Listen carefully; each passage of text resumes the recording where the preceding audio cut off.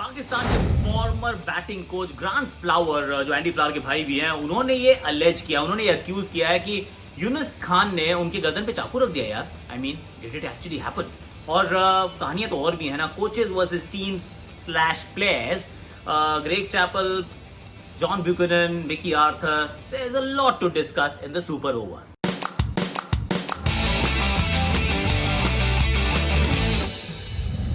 अब super over में हम क्या करते हैं, अब 6 स्टोरीज को थोड़ा सा फोकस में रखते हैं। और ये सबसे पहली स्टोरी, जो सबसे बड़ी स्टोरी है, ये पाकिस्तान के कैंप से आई है। ग्रांट फ्लावर जो पहले पाकिस्तान टीम के बैटिंग कोच हुआ करते थे, उन्होंने ये अलेज किया है कि यूनुस खान को एक दिन वो बैटिंग की टिप्स दे रहे थे, यूनुस खान को बात पसंद आई नहीं, तो वो इतने खफा हो गए क्योंकि गर्दन पे चाकू रख दिया यार।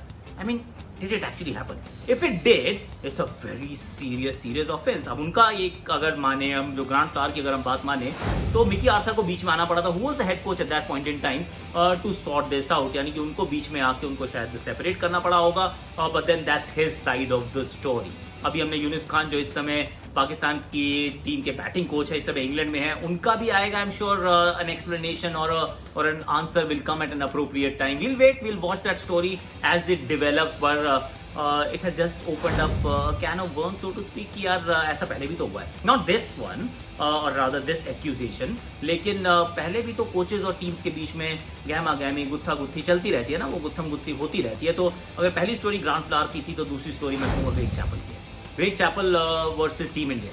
क्योंकि एक समय था जब ग्रेग चैपल जब भारतीय टीम में थे, एक बार एक्चुअली हरभजन सिंह ने कुछ इनके बारे में कहा, क्या कहा सुन लेते हैं। ग्रेग चैपल जब आए थे, उन्होंने टीम में तहस नहस मचा दी। वो पता नहीं क्या मोटिव लेके आए थे कि जो बनी बनाई टीम है उसको कैसे खराब किया जाता है, वो कोई उनसे बेटर शायद कोई जानता नहीं है। क्या मोटिव था भगवान जाने, बट सारी प्रेस उनके अंडर थी, जो वो चाहते थे वो लिखवाते थे, जो वो करना चाहते थे वो होता था।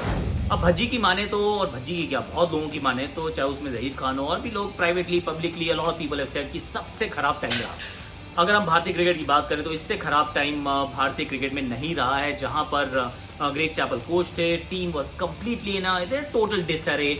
और एक बार उन्होंने प्लेयर्स को कुछ कैंसर के रूप में भी कहा था, एक बार वो टीम बस से निकल रहे थे, he showed Indian fans the middle finger as well, वो भी हुआ था। सचिन तेंदुलकर भी उनके खिलाफ बोले थे, अंत में ही was shown the door, unceremonious exit. लेकिन अगर इरफान की माने तो इरफान पठान कह रहे हैं he was a very misunderstood man. तो ऐसा नहीं है कि सब कुछ जो सब कह रहे हैं वो सही है, so there will always be two sides of the story, but then that did leave a sour taste in the mouth. और ये होता है जब कोच और टीम जो है वो इकट्ठे नहीं होती ना, तो आपस में मजा आता नहीं है यार। I remember Mickey Arthur versus the Australian players, the homework gate 2013 India का एक टूर था, जहां पर पहले 2 टेस्ट आप हार चुके थे, Michael Clarke was the captain, और 2 टेस्ट मैच हारने के बाद एक टास्क दिया गया सभी टीम के खिलाड़ियों को कि आप 3 point where we are going wrong and 3 point कहाँ हम इंप्रूव कर सकते हैं, हम लिख कर लाइए। भाई छोटा सा टास्क था, पर कुछ लोगों ने फिर भी नहीं किया।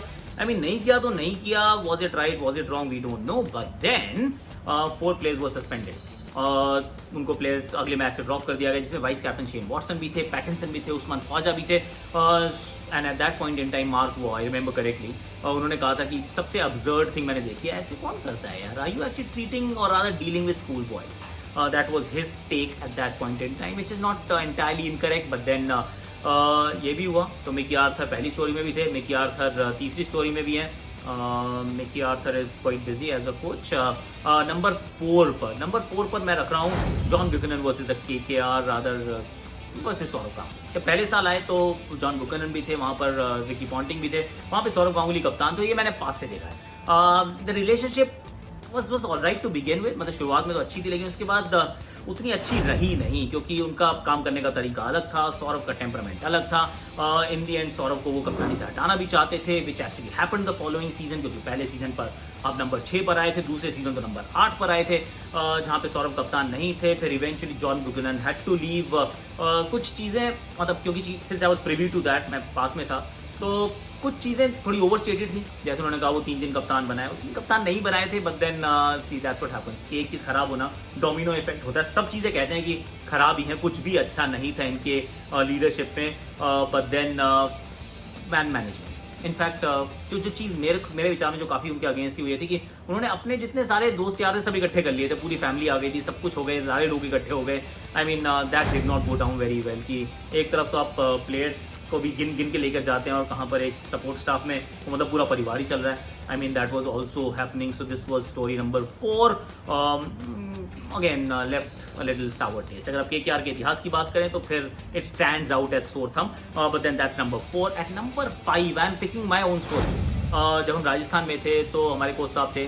कोच साहब का अपना तरीका था, भाई राजस्थान में ऐसे ही होता था कि थोड़ा सा प्रेफरेंशियल ट्रीटमेंट आप बड़ों को देंगे, थोड़ा सा आप डरा धमका के छोटों को रखेंगे, और इस प्रकार का उनका व्यवहार था. लेकिन अब हम लोगों ने क्या किया, जब हम पहुंचे, ऋषिकेश कानितकर, मैं था, परीरा था, तो हम सब ने कहा यार देखो, लेट्स चेंज दिस. हम सबको इकट्ठे रहना है and we have to prove it to the world कि यार we are good enough.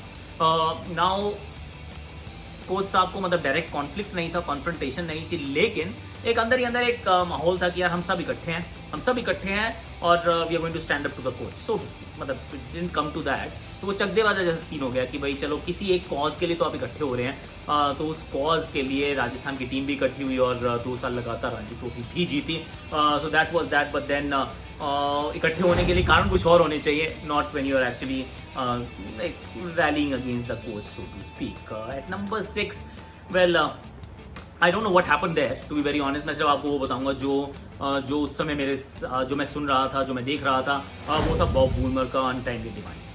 while in the end ये जब हुआ तो वेस्ट इंडीज में थे, जमैका में थे. शुरुआत में वो मर्डर इंक्वायरी थी, Scotland Yard got involve and then it was proved कि भाई उनकी डेथ नेचुरल कॉजेज से हुई थी and the inquiry was closed. Well, we have no reason to suspect otherwise. लेकिन it did leave मतलब एक होता है ना, वो काला धब्बा रह जाता है यार. I mean कि एक बंदा कोच है, वो टूर पे है, he just passes away. Some like to begin with it was like slightly mysterious circumstances and then in the end of course natural cause and all of that. पर एक वो चीज़ है जो आपके जहन में हमेशा रहेगी कि यार ये भी हुआ था.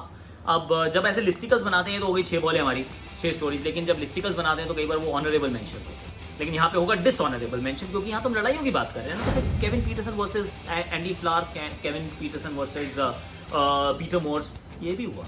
ये भी बहुत वेल डॉक्यूमेंटेड स्टोरी है कि बनी नहीं इन लोगों की आपस में, और काफ़ी उसमें भी मतलब it got blown out of proportion also. और इसमें भी दोनों साइड्स ऑफ द स्टोरीज हैं विच आर वेल डॉक्यूमेंटेड. अभी बड़ौदा में हुआ यार, बड़ौदा अपने घर के करीब है, मतलब अपने घर पे ही है.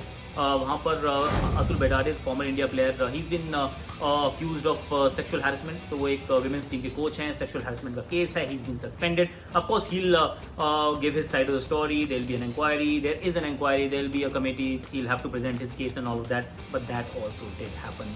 There was Brian Lara versus Clive Lloyd, वो भी हुआ था. तो ये तो मतलब बहुत पुरानी कहानी है जहाँ पर चलती रहती है, coaches versus players / teams. Those skirmishes are there. हालांकि अब जो यूनिस खान वाली जो स्टोरी है, इसको will keep a very close eye and will keep following कि हो क्या रहा है, because that obviously is a story that you would want to follow. Did it happen, did not happen, is Grant Flower telling the truth, और is there another side to the story? तो we will keep watching that on Akash.